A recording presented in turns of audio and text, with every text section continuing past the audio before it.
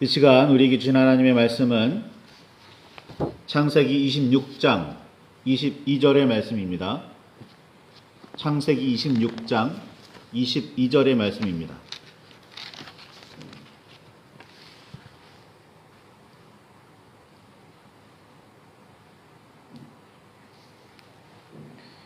찾으셨으면 우리 함께 말씀을 봉독하시겠습니다.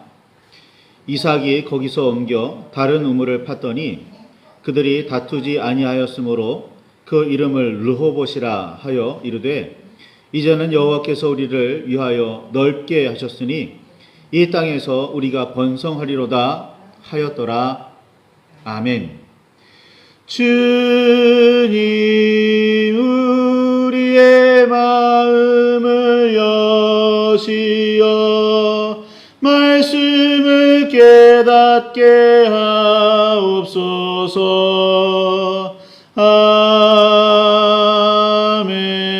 아멘.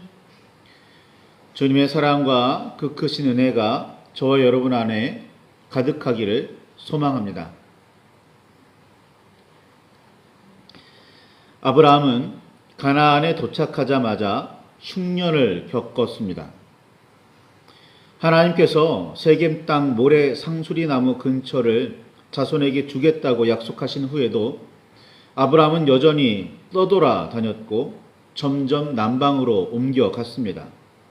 그러다가 흉년을 겪어야 했습니다. 가나안 지역은 남북으로 긴 산악지형입니다. 남쪽으로 가야 블레셋 평야로 잘 알려진 지형이 펼쳐집니다. 세겜 땅에는 평야라 부를 수 있는 지형이 없습니다. 평야 정도는 되어야 목축도 농사도 수월하게 할 수 있고 물도 풍부합니다. 산 위에는 물이 아무리 많다고 해도 강을 이룰 정도는 아닙니다. 산 위에는 좁은 계곡이나 작은 개울이 있을 뿐입니다. 하나님께서 자손에게 주실 땅이라고 세겜 땅 상수리 나무 근처를 말씀하셨음에도 점점 남방으로 옮겨 다닌 이유였으리라 생각됩니다. 정착할 만한 풍요로운 땅을 찾아다니다가 흉년을 맞은 아브라함은 아예 가나안을 떠나 블레셋 평야와는 비교도 되지 않는 큰 강과 넓은 곡창지대를 품고 있는 이집트로 이주합니다. 그냥 흉년이 아니라 이주를 결심해야 할 정도로 큰 흉년이었다고 학자들은 주장하기도 합니다. 보통의 흉년이라고 해도 이제 막 그 지역에 자리 잡기 시작한 떠돌이 아브라함이 견딜만 하지는 못했으리라 생각됩니다. 잘 아시듯이 세계 4대 문명 발상지는 모두 큰 강이 있는 넓은 곡창지대였습니다.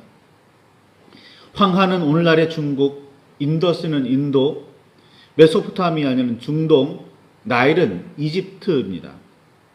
고대 이집트는 1년 농사로 3년 이상 모든 백성을 먹일 수 있었으며 그리고도 남는 곡식이 있어서 다른 민족들에게 팔았다고 합니다. 아브라함은 이집트에서 흉년을 살아남는 정도가 아니라 엄청난 부자가 됩니다.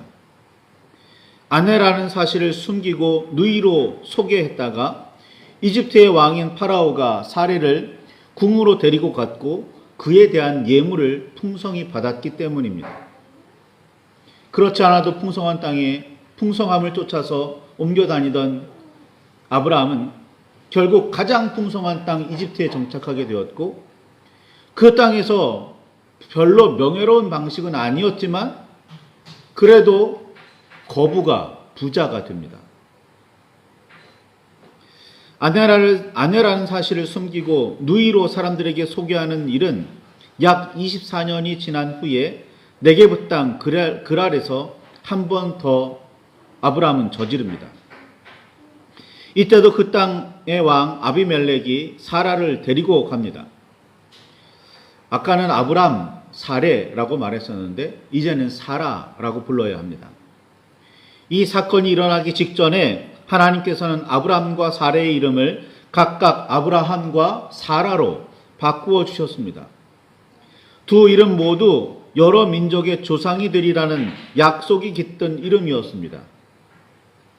이 이름을 바꿔주시는 간접적인 방법뿐 아니라 직접 아브라함과 사라에게 직접 나타나셔서 1년 뒤에 아들이 태어날 것인데 이름을 이삭이라고 지으라고 말씀하기도 하셨습니다. 그것도 한 번이 아니라 2번씩이나 말입니다. 그런데도 아브라함은 이집트에서처럼 그랄에서도 아내를 누이라고만 소개해서 아비멜렉이 사라를 데려가게 둡니다. 이집트에서나 그랄에서나 하나님께서 지키시지 않았다면 아브라함은 아내를 영영 빼앗기고 말았으리라 생각됩니다. 억울하게 빼앗겼다는 표현보다는 스스로 보냈다고 말해야 할 듯합니다. 아브라함이 2번이나 겪었던 이 일들은 결단코 자랑스러운 일이 아닙니다. 100세에 귀하게 얻은 아들 이삭에게 자기 입으로 전하기 부끄러운 일이었음이 명백합니다. 혹시 아브라함의 종들이 주인의 아들에게 전에 이런 일이 있었다고 그렇게 소곤댔을까요? 어떻게 생각하십니까? 아브라함 때에 들었던 규모의 흉년이 이삭 때에 다시 찾아옵니다. 이삭은 그랄로 가서 블레셋의 왕 아비멜렉에게 이릅니다. 하나님께서 나타나셔서 이집트로 내려가지 말라고 말씀하신 사실에 비추어 보면 이삭은 이집트로 이주할 목적으로 블레셋을 지나가는 중이었다는 사실을 알 수 있습니다. 그랄까지 옮겨간 이삭에게 나타난 하나님께서 이렇게 말씀하십니다. 내가 내게 지시하는 땅에 거주하라 라고 말입니다. 흉년 동안 그래서인지 이삭은 그랄에 머뭅니다. 넓게 보아 블레셋의 세력권인 그랄도 가나안 땅에 속하니 하나님께서 이삭에게 지시하신 땅은 가나안일 수도 있고 그랄일 수도 있습니다. 어쨌거나 아버지 아브라함이 약속받았던 땅, 하나님께서 머물라고 하신 그 가나안 땅은 벗어나지 않습니다. 그렇게 하나님의 뜻에 따라 그 땅에 머물렀다면 하나님의 방법으로 살았어야 합니다. 그런데 삶의 부분에 있어서 이삭은 아버지의 전철을 그대로 따라갑니다.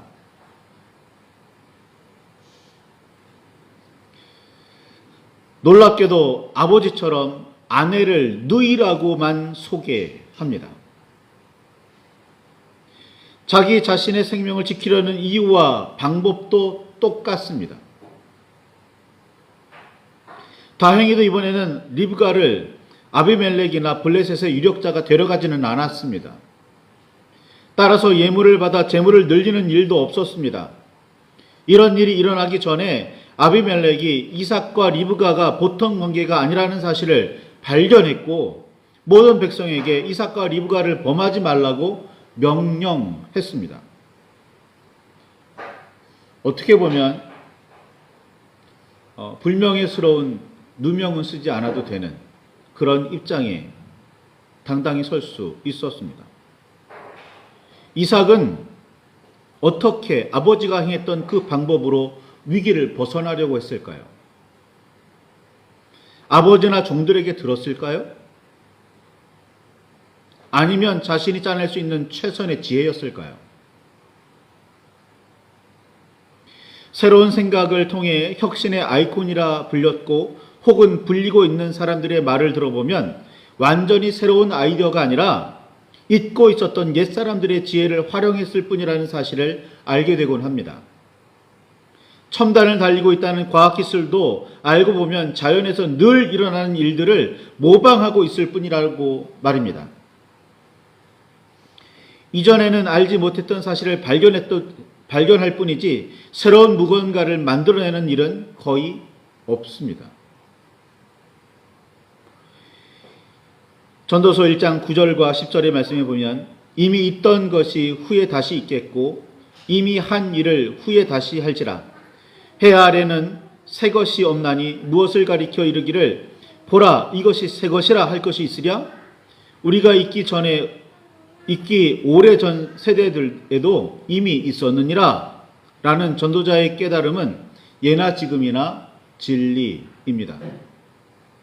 역사는 발전하며 성장하고 있다지만 일어나는 일들은 예나 지금이나 큰 차이가 없습니다. 배운 지식을 최대한 활용했건 가지고 있는 지혜를 총동원했건 저지르는 일은 아버지나 이삭이나 별 차이가 없습니다. 불미스러운 일이 일어나기 전에 하나님께서 아비멜렉을 깨우치시고 이삭은 흉년을 피하려고 찾아든 그랄의 블레셋에 머물러 살게 됩니다. 다시 말씀드리지만 블레셋은 가나안 남쪽의 평야지대입니다. 이삭은 적어도 아브라함 때부터 하나님께서 지시하신 가나안 땅은 벗어나지 않았습니다. 이삭은 그 땅에서 농사하여 그 해에 100배의 수확을 얻었습니다. 이게 참 놀라운 일입니다. 그냥 100배라는 사실만 놀라울까요? 아직 흉년이 끝나지 않았습니다. 여전히 기근 중이었지만 이삭이 농사한 결과는 평년보다 100배의 수확을 얻었습니다. 그냥 100배라고 해도 놀라운 상황인데 다른 사람들은 모두 농사를 지어서 본전도 거두지 못하고 있는 기근 상황에 이런 일이 일어났으니 그야말로 기절초풍할 일입니다. 다른 사람들은 피폐해져 가는데 이삭은 거부가 됩니다. 시기와 질투가 일어나지 않으면 오히려 이상합니다. 블레셋 사람들은 아브라함 때에 그의 종들이 팠고 이삭이 사용하고 있던 모든 우물을 막고 흙으로 메웠으며 그들의 왕인 아비멜렉은 이삭에게 블레셋 땅 그랄을 떠나라고 말합니다. 그 땅에서 얻은 100배의 수확은 가지고 가게 두었는지 궁금합니다. 이삭은 블레셋 평야를 떠나 그랄 골짜기에 장막을 치고는 아브라함 때에 파서 물이 나왔으나 지금은 메워져 있는 우물 중 하나를 다시 파 물을 얻습니다. 사람들이 많이 살고 있던 평야를 떠났으니 괜찮으리라 이삭은 생각했겠지만 블레셋 사람들의 시기와 질투는 생각보다 컸습니다. 그랄의 목자들이 다툼을 일으키더니 우물을 빼앗아 갑니다. 그래서 자리를 옮겨 다른 우물을 팝니다. 그리고 또 빼앗깁니다. 첫 번째 빼앗겼던 우물의 이름을 에색이라 지었고 두 번째 우물의 이름은 신나라고 지었습니다. 첫 우물의 이름은 다툼이라는 뜻이고 둘째 우물의 이름은 대적함이라는 뜻입니다.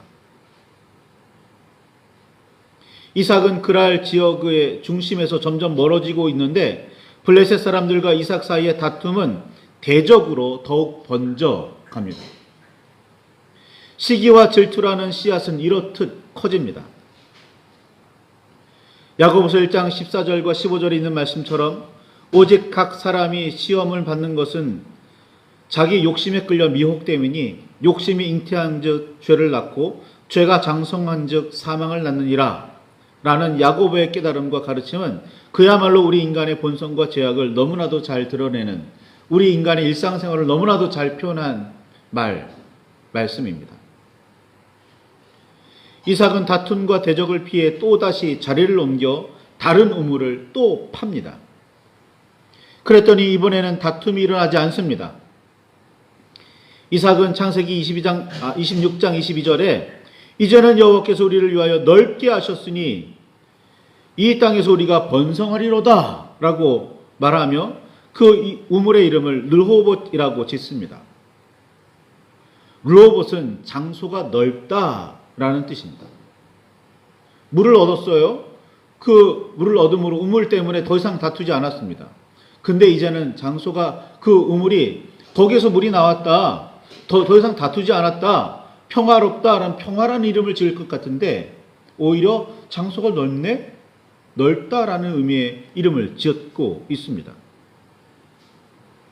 이삭은 평야와 곡창지대 즉 풍요의 변두리로 점점 밀려나고 있었습니다. 그런데 정신을 차리고 둘러보니 새로 판 우물 주변의 장소가 넓다는 사실을 발견합니다.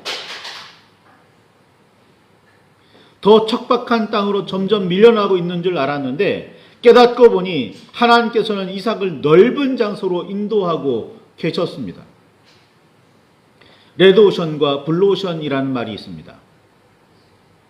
잡아먹을 작은 물고기들이 많은 만큼 큰 물고기들도 많아서 경쟁이 심한 바다를 레드오션이라고 합니다.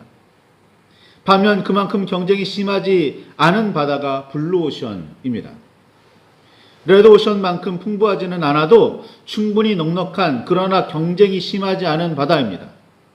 굳이 말하자면 하나님께서는 이삭을 그 블루오션으로 인도하셨습니다.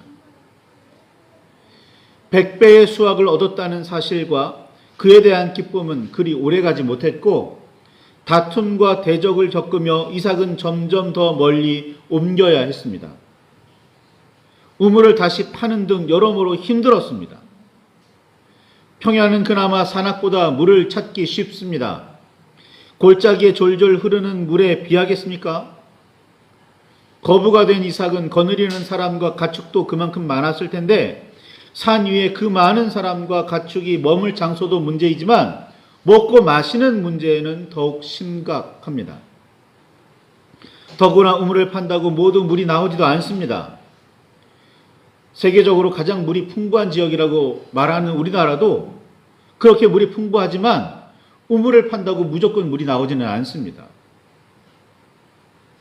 그런데 이삭의 경우 첫 번째는 아버지 때에 팠던 우물 자리였으니까 당연히 물이 나올 수 있다고 해도 두 번째와 세 번째는 모르는 일이었습니다. 팔 때마다 우물이 터지는 일은 결코 우연이 아닙니다. 이는 분명 여호와 하나님의 섭리이며 은혜입니다. 100배나 얻을 수 있는 땅과 물이 풍부하게 솟아나는 우물을 순순히 내놓고도 더 척박할지도 모르는 다른 장소로 점점 옮겨가는 이삭을 어떻게 받아들여야 할까요? 그 노른자위를 다툼과 대적을 통해서 승리하여 영원히 차지하려고 피 흘려 싸우지 않고 피하는 이삭을 우리는 선뜻 이해하기가 힘들어집니다. 이삭의 이런 태도는 인간의 역사도 아니고 우리 주변에서 찾아보기도 힘듭니다. 이삭의 이런 태도는, 이런 삶의 모습은 개인, 즉 나 혹은 우리 자신에게 이런 삶을 살라고 누군가가 권한다면 왜 내가 그렇게 살아야 하느냐고 의아해할 정도입니다. 그런 상황입니다. 그런데 이삭은 그런 선택을 하며 삽니다. 정착할 다른 지역으로 옮겨 다른 우물을 파는 수고를 아무렇지도 않게 합니다. 다투고 대적하는 방식으로 삶을 일구지 않습니다. 아브라함 때처럼 아비멜렉이 이삭을 찾아옵니다. 그리고 아브라함 때처럼 하나님께서 너와 함께 계심을 우리가 알았다고 말합니다. 성경을 자세히 살펴보니 아비멜렉이 아브라함을 찾아왔던 그때에도 아브라함은 아비멜렉의 종들이 아브라함이 판 우물을 빼앗아 갔다며 책망했었습니다. 아브라함도 우물을 빼앗기면 다른 장소로 옮겨 다른 우물을 파고 있었던 모양입니다. 이삭은 아버지 아브라함의 부정적인 모습을 똑 닮았지만 선한 성품도 똑 닮았습니다. 모든 부모 자식 관계에서 차이를 발견할 수 없는 현상입니다. 우물을 빼앗기면 터전을 옮겨 다른 우물을 팠고 그때마다 우물이 터지는 모습을 보며 아비멜렉은 아브라함도 이삭도 하나님께서 동행하고 계신다는 사실을 알게 됩니다. 하나님께서 함께 하시기에 아브라함과 이삭은 빼앗기면서도 싸우지 않고 옮겨 다닐 수 있었습니다. 상대적으로 세력과 힘이 강했던 아비멜렉이 먼저 나서서 서로 해치지 말고 침략하지 말자는 평화조약을 제안하는 이유입니다. 강한 자가 무엇이 아쉬워서요. 힘으로 빼앗으면 될 것. 그런데 아브라함과 이삭은 함부로 건드리지 못합니다. 왜? 아무리 봐도 아브라함과 이삭은 하나님께서 함께하는 사람들이었으니까요. 오늘 우리가 다툼과 대적에 익숙한 이유는 어찌 보면 하나님께서 함께 하신다는 사실을 믿지 않기 때문이라 말할 수 있겠습니다. 다음 주일은 종려주일입니다. 그리고 고난주간이 찾아옵니다. 주님께서 고난받으신 이유를 깊이 묵상하며 준비하시기 바랍니다. 주님께서는 어떻게 그 고난을 달게 자연스럽게 받을 수 있었을까요? 물론 심적 고통이 있었고 갈등이 있었습니다. 그런데 그 고난을 받으시는 그 과정 가운데 받지 않겠다고 거부하거나 거절하지 않으셨습니다. 마땅히 하나님의 일이니 내가 행해야만 한다고, 하나님께서 바라시는 바를 행하며 사는 것이 내 기쁨이라고, 내 양식이라고 말씀하셨습니다. 어떻게 이렇게 할 수 있었을까요? 그리스도인이라는 우리가 여전히 주님의 고난을 통해 깨닫지 못하고 주님의 길을 따라 걷지 못하는 이유는 무엇인지 따져보시기 바랍니다. 적어도 아브라함과 이삭은, 특히 이삭은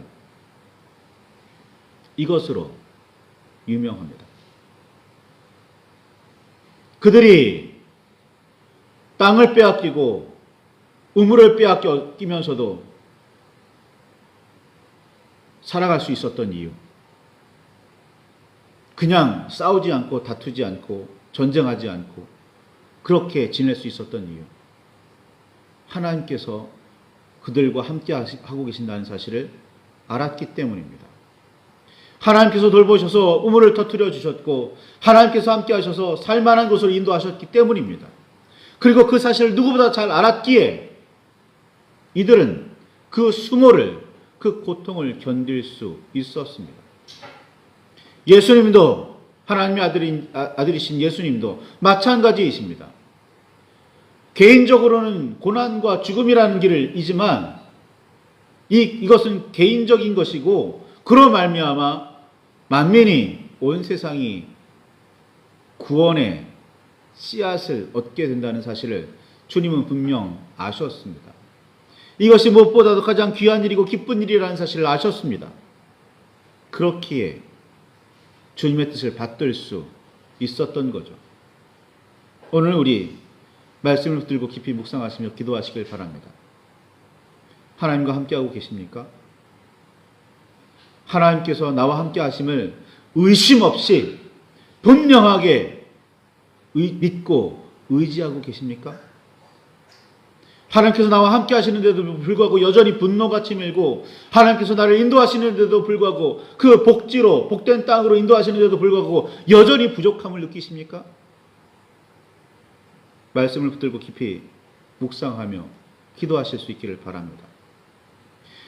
내가 하나님을 의지하고 있고 하나님께서 나를 인도하심을 분명 알고 있는지, 신뢰하고 있는지 깊이 깨달으시기를 바랍니다.